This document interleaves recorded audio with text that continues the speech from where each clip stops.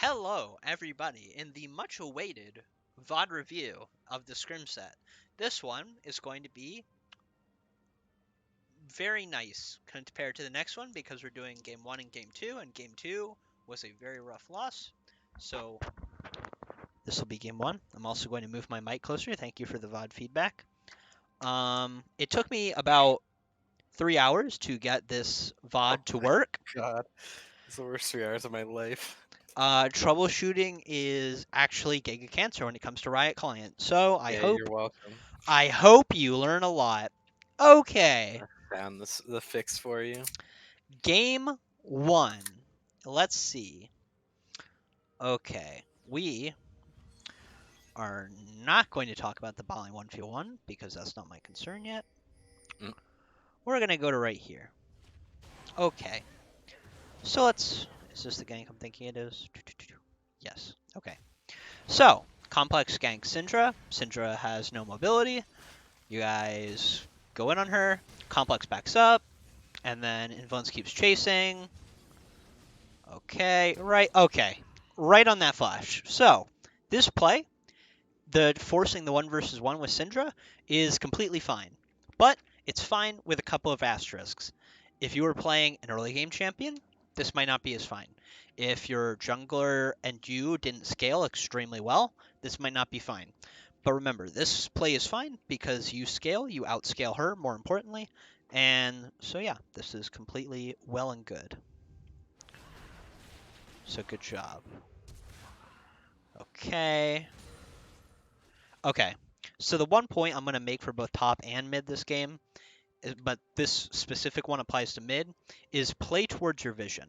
So if we look around mid, you don't have... Flip on your vision. You have no vision on the bot side of the map at this point until you get down to here.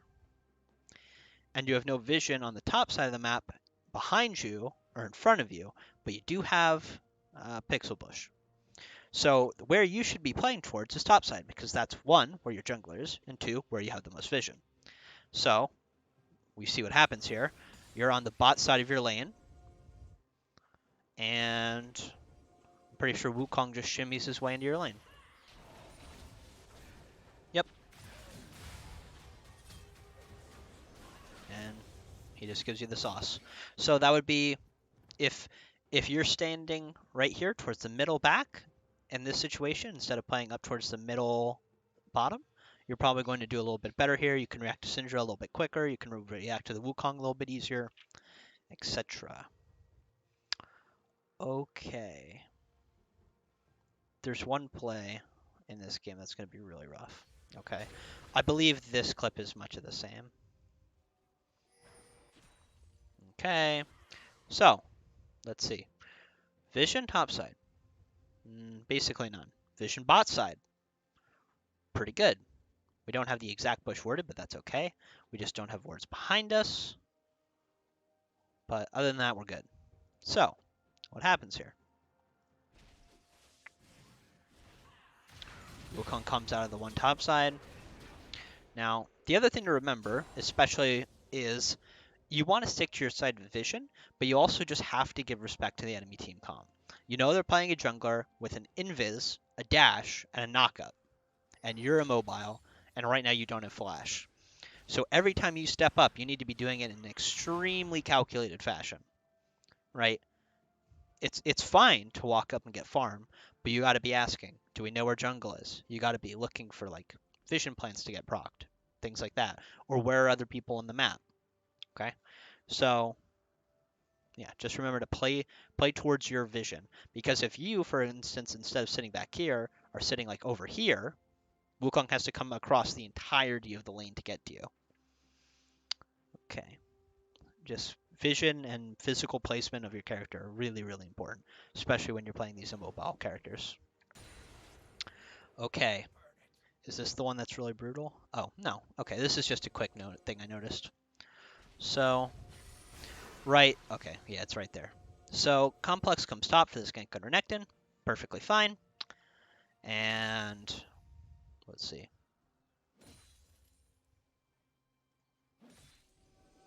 Okay. Okay, right there's the issue. He throws the ult, he walks away, you press Ghost. It's just a slight miscommunication. Because nothing ends up happening here, but you use both. If you had committed, you might have gotten a kill together. If you both had walked away, you wouldn't have used Ghost. So it's just a reminder to try and communicate your intentions in lane, especially in ganks. Okay, here's the one that I was talking about. This is a really brutal play to watch. And there's a lot of setup, which makes it even more brutal. So, we're going to go to about 12:34. Okay, so that's our first hint, right? We see this vision bush go off. Okay, Complex is up here, and I've played it back. If you were watching yourself farm Krugs, you would have heard this. Otherwise, you probably should have seen this. What this tells you is that Wukong is right here. Okay, this is important in a minute. Okay, now Straya also could have seen this, but Straya was in the middle of a trade, so I'm going to give him a little bit of wiggle room on that one. Okay. The other thing we notice is you take the trade. Okay, we should know Wukong's on the top side of the map, and Syndra goes missing. She goes missing at 12:44, and waiting. Okay, that's our first Mia ping, 12:51. Okay, you can't ping Mia's right away, but at this point you have two warnings. You have that vision plant going off, and you have Syndra going missing out of lane. We know they're not bot because we have no reason to believe they're bot. So 3 people are on the top side of the map with you guys. You gotta be really, really careful. But what ends up happening is you farm, you walk down, and you just walk right into Wukong, right into Syndra. You get picked perfectly right into this 3v2 by them. That probably easily could have been avoided if we were just paying attention either to our teammates or to the map. So this death here is really just, if you had caught one or the other or both, it wouldn't have happened. And Complex gets run around the jungle, and we'll come back to this later with Alka. But yeah, just remember, your lane's not the only one you got to worry about, especially if you're in top or mid. You got to be listening to input from your other laners, guys. Okay, I'm going to skip ahead a little bit.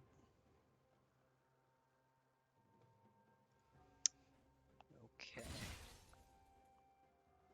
Okay, so to touch on the talk I gave to Invalence, top lane warding is pretty easy, quote unquote, more or less, in these situations, right? Junglers have 3 ways to get at you. They either come through Tri, or 4, through River, Blast Plant if you're playing blue side, or they lane gank you, right? Those are basically all of your options, which means that a ward here and a ward here basically gives you complete coverage of the map.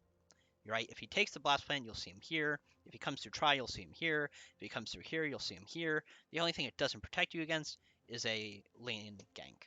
Okay? You, Straya, are doing really well at this point. You end up like 30 farm over this guy at the end of the game, I think.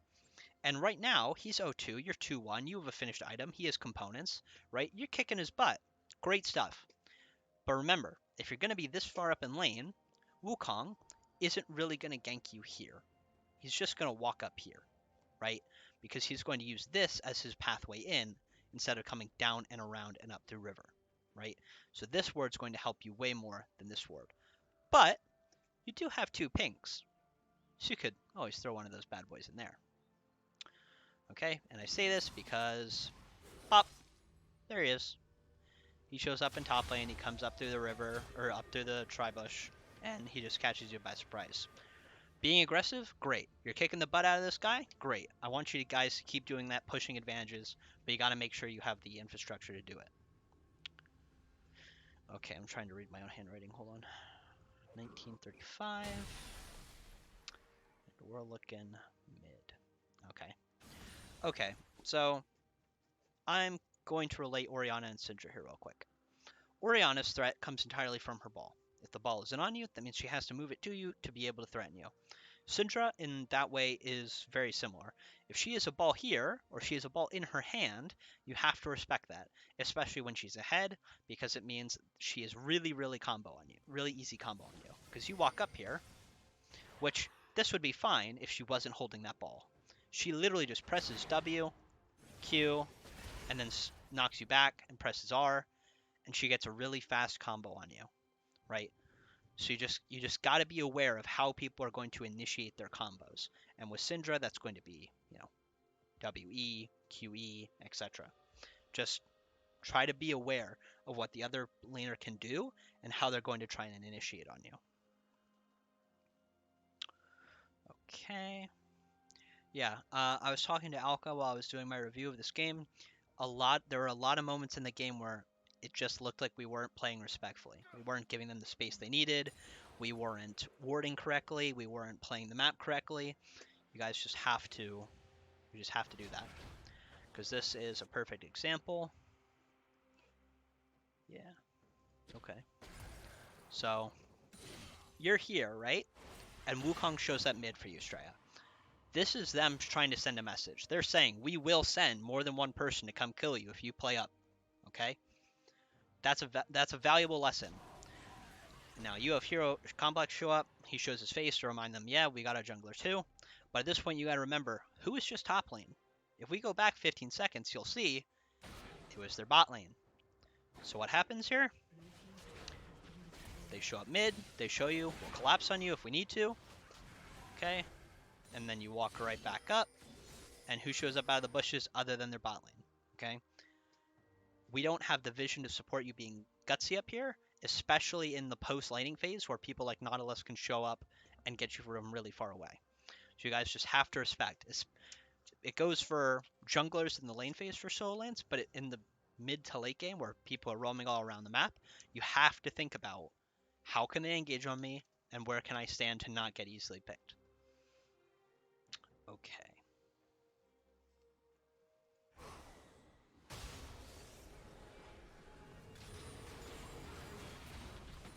Okay. So what just happened in this play is you just got a turret top influence, good job, and they're going to trade a turret mid, right? At this situation, once you got your turret, you could have backed, because at that point, you were sitting on gold for your Lost Chapter, right? That's a pretty big spike. You want that. You don't have to go and take this. You already have a ward on Baron. But you walk down here, and unknowingly, if I switch this to this, you walked right over this ward. So their entire team, as you can see from the minimap, immediately is pinging the ever-loving god out of you, right? 3 people are walking on their way to you trying to get this scuttle. It's okay, man. You can just take your Lost Chapter and back. That would have been fine. But instead, we want this. We walk down, we get caught. And again, it's just think about the map, give people respect. Okay.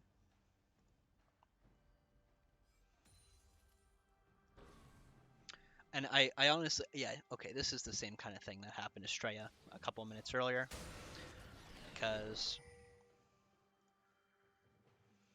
you come mid, you're farming it up, completely fine. You're even kind of playing towards the bot side a little bit, slightly. And now remember, bot lane barely has more vision, and your people are topside. But you're as far away from this bush as you're going to be. But now it's not Wukong you're worried about. Now it's flash hook. He flash hooks you. He gets you. They kill you. Right? You guys just have to remember, if you're up in a lane, the further up you are in a lane, the more room they have to run you down, the scarier you are being there. And the scarier it is for you when they have something that can long range engage, like a Nautilus. You just have to respect the engage, guys. Okay. Okay. So I did get one team fight clip I wanted to look at. It's right here. So what happens in this play is we send Straya to back up Invalid's bot and kill Renekton. Completely fine, right? Overwhelming plays are completely fine. What happens here, though, is as soon as he shows up bot, right, what do they think? This is a 3v3 at worst. This is a 4v3 for them at best. So they want to catch you, okay? At this point, we still have Sejuani R, the box, and Chain of Corruption. So Nautilus hooks, okay? Your goal here, because we have 2 bot, should just be to disengage as hard as possible. We see Chains of Corruptions gets used, unfortunately right as Wukong jumps, so it doesn't do that much. Sejuani's still a Czar, Thresh still has R. Now, to some scale, like, they just have engaged, they're going to kill you anyway, that's fine. But, like, Complex gets killed, and Toomsby, you're, like, kind of trying to dissuade them. You just need to walk. Just walk, right? Because you already lost one at this point. Jax is really, really low. You have two people who are rotating. In situations where you're hard outnumbered and people are overflowing on another level of the map, you just need to pull back and walk away. So key themes from this are think about where your vision is, how can you play towards your vision, and if you're playing a champion that might get picked, like a solo laner, or an immobile character like Ryze, what are you looking to not get picked by? In the laning phase, is it a jungler with an extremely strong engage, like an ER from Wukong? Is it in the middle or late stages of the game? Is it a roaming Nautilus with Flash Hook? Right? You have to be thinking about, okay, how can I get as much gold as possible by being in this wave? And how can I be as safe as possible? Where can I play towards? Where can I ward? What can I look for? You gotta be thinking about all of that. Okay, I'm gonna pass the ball over to Alka now. Alrighty. The first thing I want to highlight, Alex, if you want to scroll over to 2 minutes and 30 seconds, you don't even have to play anything. 2 minutes 30 seconds. If we look at where Sedge is and we look at where Wu is, I want to sort of highlight how important the early game is for a jungler, especially in volatile lanes. In this situation, you and I were talking about early pathing. We try and talk about early pathing, every single game. This game you went red blue Gromp top lane because the Renekton Darius matchup is a huge snowbally lane. Just as the nature of top lane is. However, we know that matchup is very snowbally. You actually get seen on the gank here by the Wukong. This Wukong had the same idea. He went blue Gromp red and was trying to gank top lane. If we think about how we won this game, it was through Darius. We won through top lane because Darius got ahead in this matchup. He was able to use his lead throughout the map, and he won lane, and we ended up winning the game off of it. And the ability of him to be able to win the game for us came from you stopping the Wukong and potentially giving that Renekton that kill at 3 minutes into the game. This entire game was not decided, but it was set up from 3 minutes into the game where you prevented the gank on your Darius and actually got him to snowball in his own lane and win the game for you. So that's one of the strong parts about early pathing. You ended up setting up the rest of the game to win out of this top side of the map. However, moving on, the first thing that I want to talk about, other than this early pathing highlight, is sort of something that Alex touched on earlier at about 12 minutes and 35 seconds. Alex, if you would be so kind. 12 minutes and what seconds? 12 minutes 30. Okay. So, let's talk about our pathing. This is still in the early game, sort of getting closer to mid game.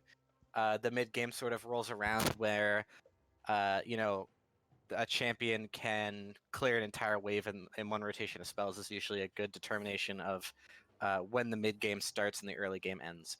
But here at 12 minutes and 30 seconds, you can look at your map and you see that your blue buff is spawning, and 5 out of 6 of your jungle camps are up. We've gotten Herald, which is good. The first 12 minutes of this game are really good until this point. We went for a gank on the Renekton here, Alex, if you want to play it. Okay.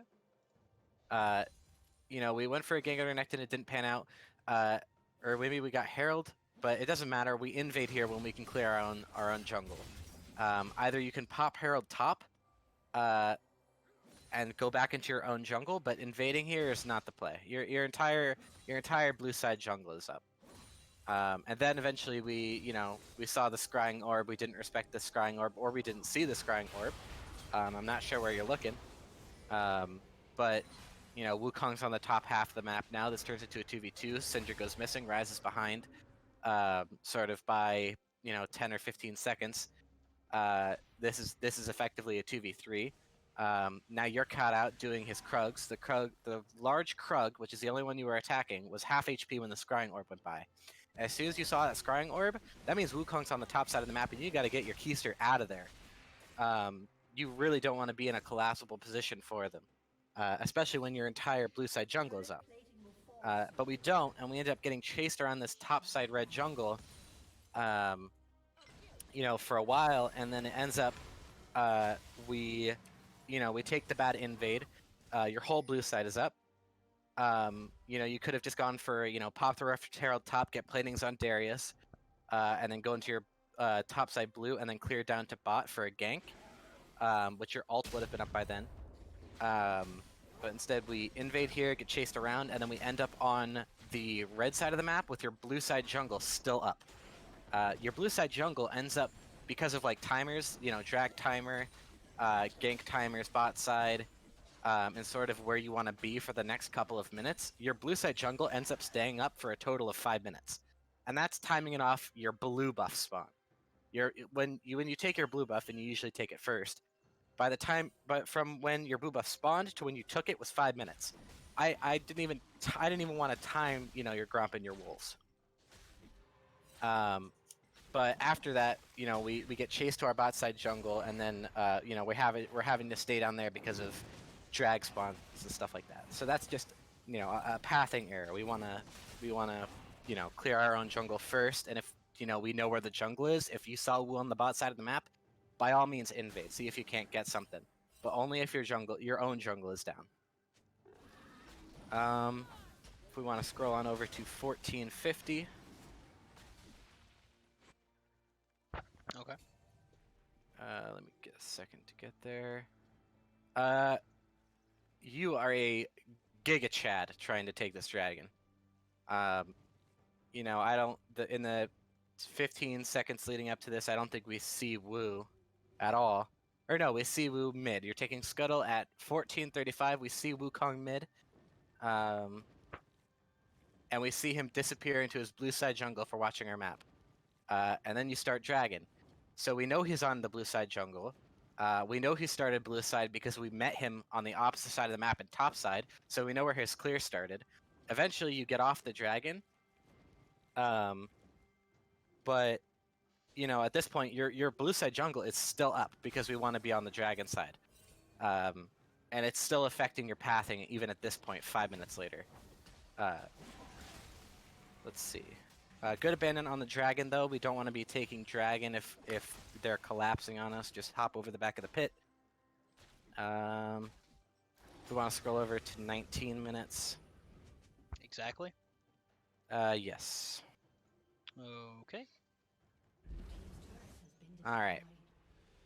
It's actually a little bit before this. I'm sorry. You're gonna have to back up 15. Okay. It's exactly 15. So 18:45. Sejuani starts the Herald. We see top lane skirmishing. They do that sometimes. Then we see Wukong. Immediately when we see Wukong, we abandon the Herald and we start running top lane. We could potentially turn this gank. Your Darius is strong. He's 2-1. We could actually just kill the solo laner. But instead we're still on the Herald. We don't want to. If we can abandon Herald and potentially get a kill for it, and not give up a kill ourselves, it's fine. Then at 19:15, you kill the Herald. Darius gets solo killed by Renekton, which again is preventable by abandoning the Herald. But luckily, you manage to clean up the Renekton, just to get a kill back onto our side of the map. But Darius didn't have to die there. It was a very preventable death. All we had to do was just abandon the Herald and then go to help our team. 21 minutes is the next point. Okay. 21. Oh, this is sort of a Herald opportunity. Instead of immediately starting the dragon, top lane's low, mid lane's low. We have Herald to apply to set up pressure for dragon. What we could do is rift in a lane and then walk to the objective. That way they have to deal with the Rift Herald or risk it taking a tower. And in this case, we're still doing dragon and we finish the dragon and then we barely escape here, blowing sums. Thresh has to sort of almost int to save our lives. You know, Varus gets both his exhaust and his flash busted. Thresh loses his flash. We may not have saved those sums if we herald mid, but it still would have drawn someone to deal with the herald. And I think both this game specifically, both of the heralds that we took were not heralds that we used correctly. Pretty much what we did was we used it so the enemy couldn't have it. We want to make sure that we're using our heralds, even if it gets one charge off on a tower that's like really low, that's still a tower that they don't have, and it was standing gold. If we use the herald later and it doesn't do anything, then it's just a wasted herald when we could have had that tower. So pretty much to sum it up, the main points I have for jungle are use your sweeper through your own jungle sometimes, especially if you're getting invaded. You know, it didn't happen too much this game, but I've seen, you know, some of your solo queue games. We want to make sure we're sleeping our own jungle, especially if it feels like we're getting invaded a lot.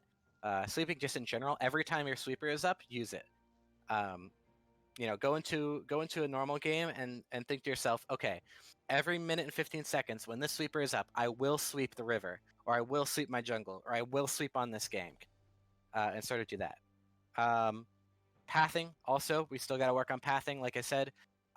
Invading when we don't have to.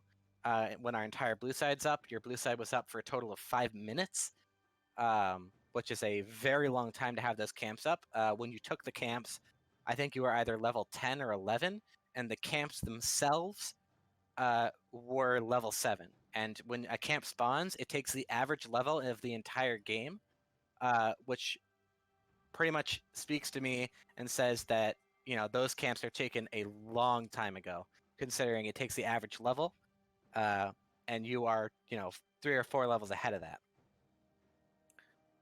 All right, for ADC. Stop taking E first on Varus, especially if your support is someone who wants to level 2. Thresh is fantastic at going for a level 2 cheese. Half of bot lane is level 2 cheese. And when we take E on Varus, not only does E do less damage than Q just as a base, but we don't get the W active. The most damage you can do on Varus at level 2 is with Q and W. It actually kills you twice. Or no, it might lose you. It loses you the 1-for-1. I know that. When Lucia gets Thresh and you get Nautilus. It loses you that 1v1. Alright, let's see. 4 minutes and 30 seconds, please, Alex.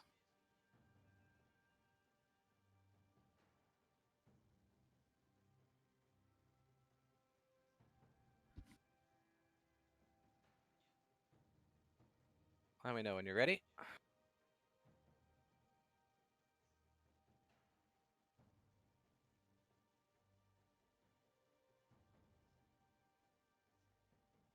Alex?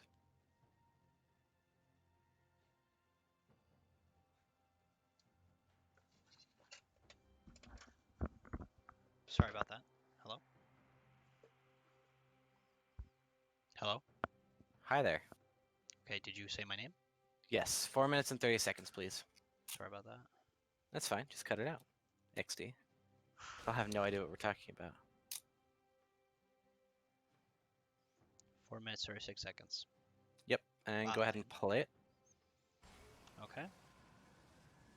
Alright. You get hooked here. There's no reason for us to get hooked here. You know, it blows your flash. You know, all we have to do is stand by mains, especially against Nautilus. You know, make sure we're playing a little bit safer. We play towards the bottom side of the lane away from the support. And we don't have to blow our sums like that. Actually, let's back up to 2 minutes because I want to talk about that trade for first blood. I thought I wrote the timestamp down, but I guess not. It's like 2 minutes 30-ish. 2 minutes exactly. 2 minutes. Okay. Ready? Yep. Alright, go ahead and play it. Okay. Alright. Here we see we're definitely going to get to level 2. Tombs is playing up. That's great. We start working on the second wave of minions. You have level E. make sure that we're taking, you know, Q level 1 and W level 2.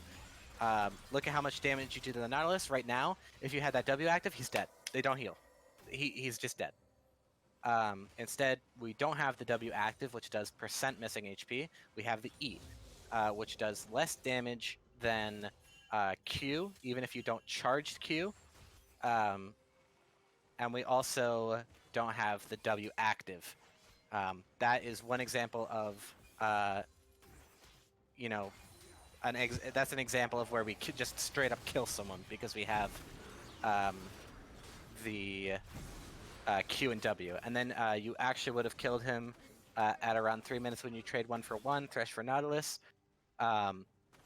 You also would have killed him there had you had Q and W. So there's two instances in 3 minutes where you would have killed him if you had QW. The reason why E is taken on Varus first is if it's into a matchup that you just do not win, or you want to play safe and you don't want to try and level 2 cheese. You know, the reason why we take it is because it's easier to poke down, it's easier to hit.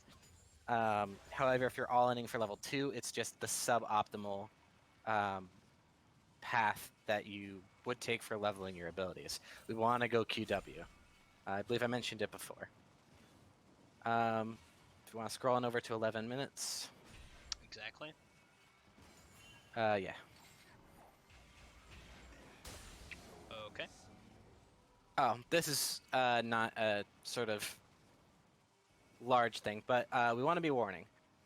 You have almost 2 wards in your inventory. You know, when you back, you want to throw down a ward, even if it's like in the middle of the lane. Who cares, right? Throw down a ward in a bush when you back. You know, who knows? We may catch a sneaky jungler trying to get into our lane. You know, catching a lane gank is always good, but just make sure that you never, ever, ever back with a ward, especially if you're support Tombs. I know we talked about that one. But let's make sure that we don't back with a ward when we can just put that down and get some extra vision. 13, 15. 13, 15. Yes. Okay. Oh, so again, we're not standing behind minions. We're walking forward. We're charging our Q, which reduces our movement speed. Keep that in mind. And it's versus a Nautilus, who is very much close to you. Pretty much when you do this, you're walking down a dark alley in a very tight miniskirt. This pretty much just broadcasts to him that you just want to go, you know, back to base quicker. So we have to sort of respect this. Plus, Thresh's Q is actually on cooldown. He missed it, you know, a couple of seconds before this play. So especially when our Thresh doesn't have his abilities, we want to make sure that we are playing a little bit safer and not, you know, broadcasting that you want to be hooked. Just stand behind the minions. I see you want to go for, you know, the poke and the minions, but we gotta make sure that we're not inting. Alrighty, 15, 15. Yes. What was it? 1350? 15, 15. Okay, play it. Yes. This is pretty much just, you know, we see the Nautilus clearing the ward. Sorry, 15 seconds before this, Alex. 15. 15 even. Okay. Alright. So, Tombs gets some wards down. You know, we see the Nautilus up in the river here. Nautilus is already backed. He has Moby Boots. He's ultra fast. We see him on the ward, and then we see him disappear. You're farming. He walks in. Easy hook. And then you just sort of don't get to play the game. As an EDC, you're sort of playing a bullet hell type game all the time. We don't want to add any more opportunities to die than we don't have to. So just respecting the Nautilus and his ultra speed with his, you know, brand new Jordans that he just got on his blast phase. All right, 1720, please. 15 seconds before 1720. 1705. 1705. All right. Okay. So, This is a good play by Tombs. Unfortunately, the idea was there, but we missed both the flay and the hook. We go on the Lucian, we get him down. Now it's a 2v1 on the Nautilus. He Zanya's, Tomb hooks him in. We kill him. Here, we exhaust ultra late. As soon as we see the Lucian going in on us, or we want to kill the Lucian, or all in the Lucian, let's make sure that we use our sums. It's something we've talked about before, but this is a very potent case where you would have killed the Lucian and both of you would have survived had you used exhaust earlier. Before you exhaust Lucian, Lucian gets exactly Q, W, and 4 autos off because of his passive. So he goes Q, auto, auto, W, auto, auto. He gets all of that off before you exhaust him. That's pretty much all of his damage. And it also made the difference of whether or not both of you lived and the Lucian died. And unfortunately, we exhausted late. He got Q, auto, auto, W, auto, auto off. And then, Varus dies, and unfortunately, Thresh autos a minion. All right, 1815, another example of respecting your opponents. Okay. 1815. Just play it. Yep, go ahead and play that for me. Okay. We see the Nautilus clearing vision. And we walk right up to the Nautilus at 1830. And it costs us our life. There's not a whole lot of reason to walk up that far, especially since, your support's very much behind you. And it ends up costing us our life and, an entire wave and a half of minions. And the turret, actually. So, respect your opponents, respect the Nautilus, especially if you are a mobile ADC. 30 minutes even, Alex, please. Okay. Play it. Alrighty. Yep, go ahead and play it. This is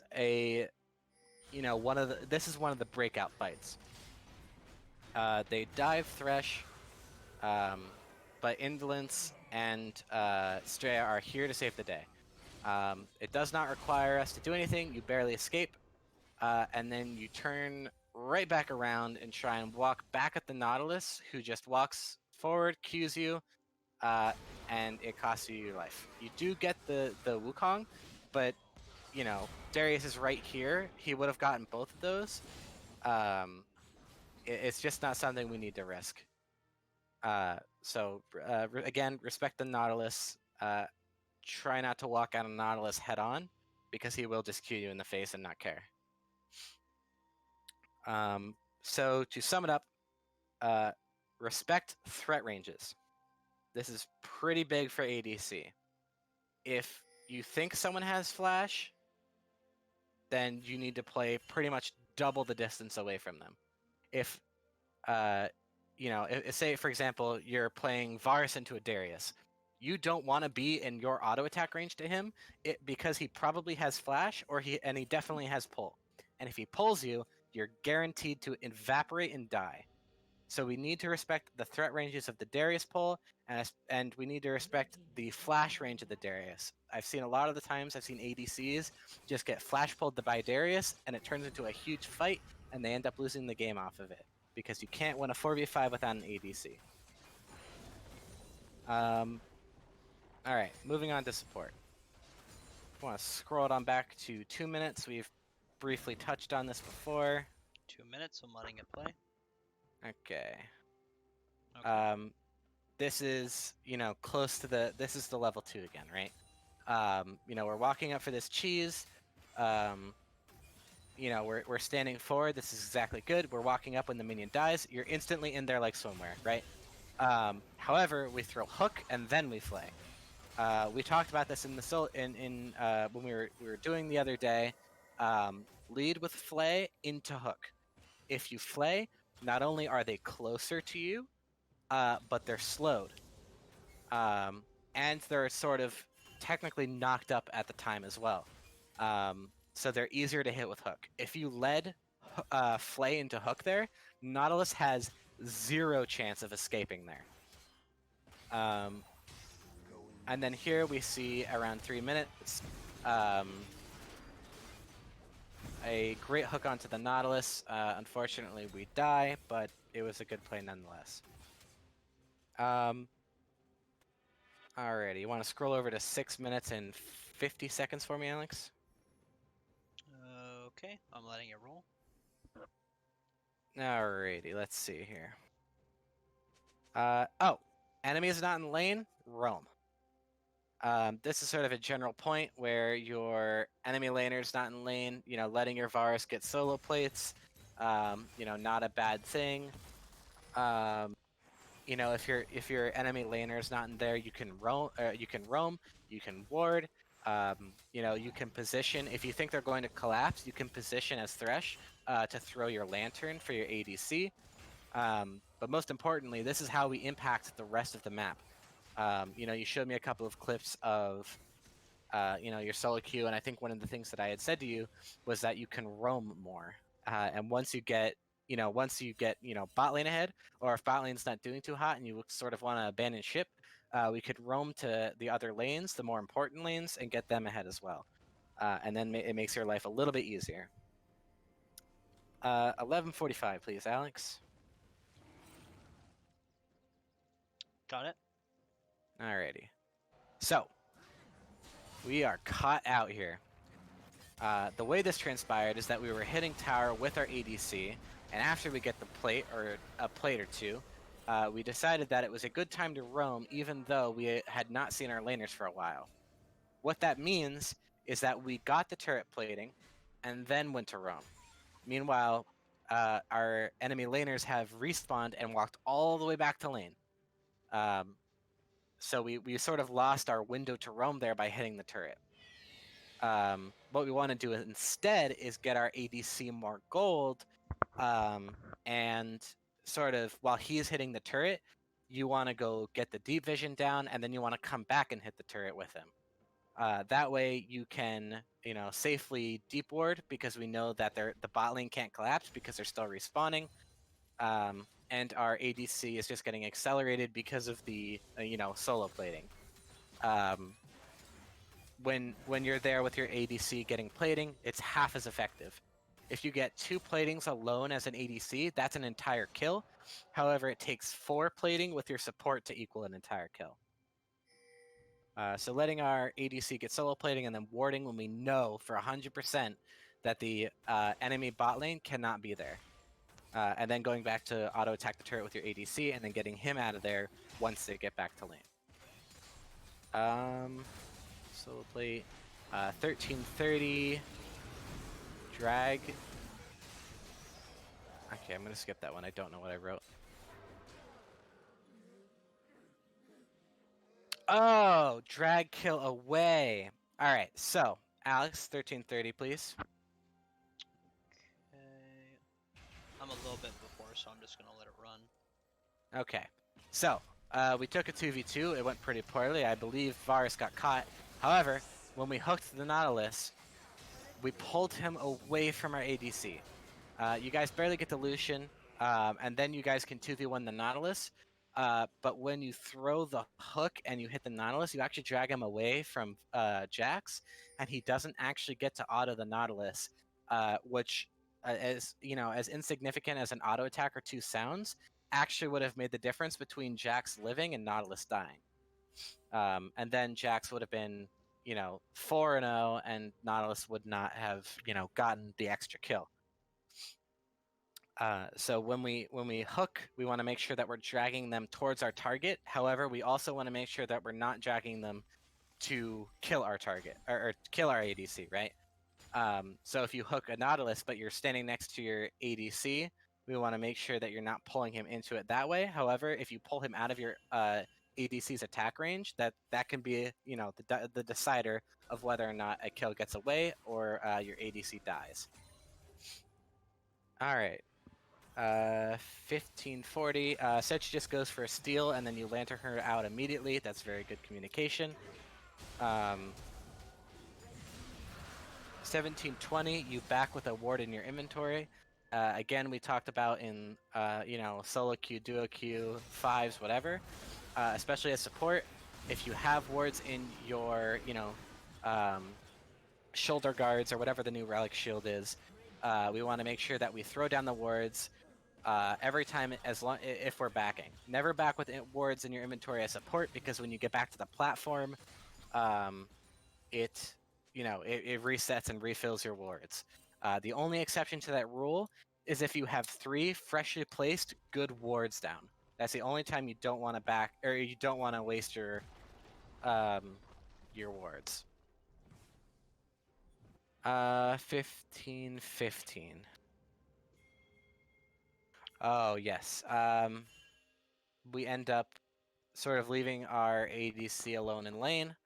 We're not really doing much. I think we were trying to spot out the Wukong doing the dragon by himself. However, we didn't need to be in the jungle at this time. We spent a lot of time just time wasting in the jungle.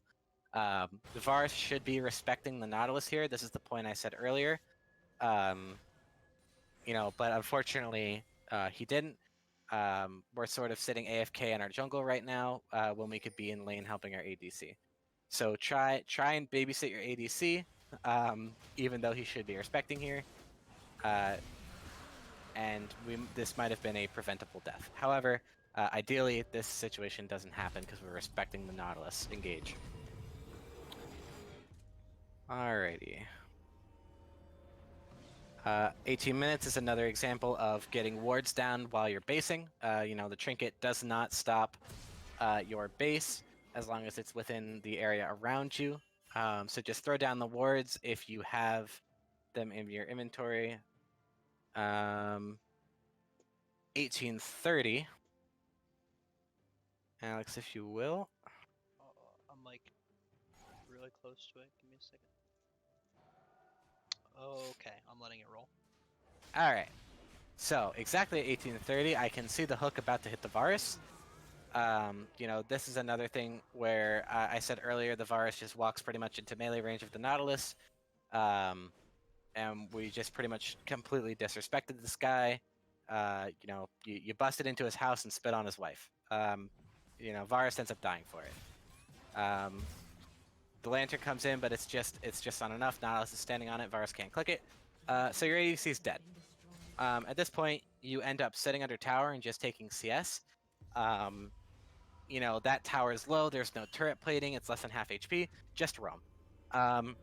You're not going to be able to solo defend the tower. Your ADC is dead. Pretty much all you do is you get a couple of autos off of the Nautilus, and then you have to run. An effective use of our time here is, instead of staying down here and trying to defend the tower, which we can't, is maybe roaming mid lane, or getting wards down in the jungle. If you can see the enemy on the map, you know where they're not going to be. So you can get vision down, in river, in your jungle entrances.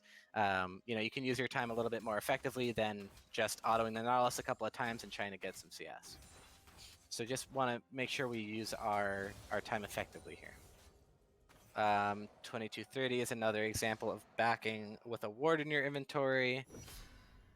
2945. 2945.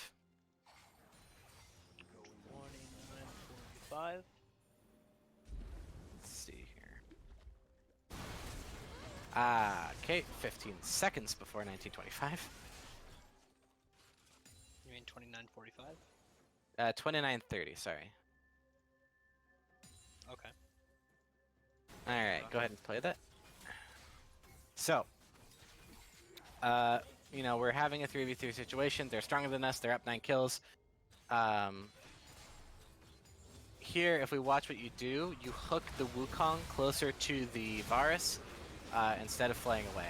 If we want to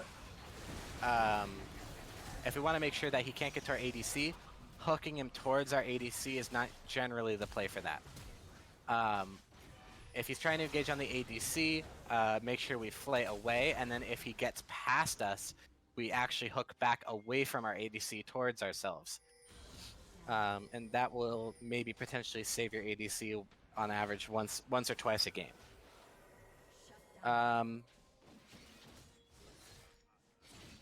30 minutes walkway respect. That again goes with, trying not to sit under the tower. Alex, if you want to go back to 30 minutes even, and then Okay. jump back another 15 seconds to 29.45. 29:45. Okay. We see we're trying to disengage from this fight. We should keep running. You keep walking forward. You flay the Lucian. The Nautilus flashes on you and hooks you, and you die under tower. This is a preventable death. All we had to do was just walk back and try and not go for any extra spells. We don't have to do anything. We saw the Darius and the Rise coming in. So maybe that influenced your decision to try and do something, but they were just a little bit later than maybe we anticipated, and unfortunately, we end up dying for it. And then 32. It's just another instance of backing with a ward in your inventory. And Alex, if you want to hold tab for me around 30 minutes.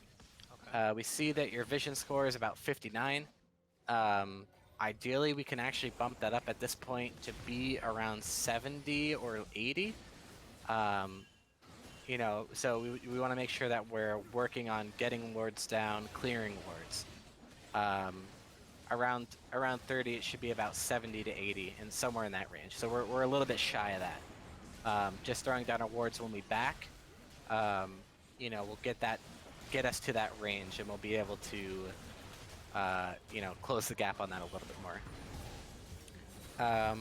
So just to reiterate, for all the lanes that I have, for ADC, I want you to, respect the threat ranges, respect Nautilus hook, respect the speed. It's not just Nautilus. If a Thresh walks at you with his fresh Jordans, chances are that you should not be that close. He could walk up flay into hook, and you will probably die from it because we are ADC mains. So respect threat ranges and use your summoner spells if we're all-inning. For support, we want to ward. We want to, on Thresh specifically, flay into a hook. And then we want to use our time more effectively. If you're trying to solo defend a tower, it's not happening. You're not going to be that much of a nuisance to them. They're pretty much going to ignore you. So you can use that as your Roan timer if your ADC is not in the lane. If he backed, or if he ends up dying at some point, you can just roam and try and get a lead in another lane, or just ward. For jungle, we want to keep working on our pathing. We want to work on using our sweeper. And we want to abandon objectives if we know that we can do something else with our time. Specifically going back to the Darius top, you guys were ahead. You definitely had a stronger 2v2. And abandoning the Rift Herald and then walking top lane would have saved Darius and definitely killed Renekton, and potentially would have killed Wukong as well. So make sure that we are not afraid to abandon camps or objectives, and that we actually go help our lanes. And if you've all listened to this point in the video, I want you to tell me what your favorite type of calculator is. Tell me if you like, the Texas Instruments, TI-84 graphing calculator, or you like, just a standard dollar store calculator, basic scientific calculator, or graphing calculator. Let me know down in the comments of the video. Okay, guys. Have a good day. Good luck tonight.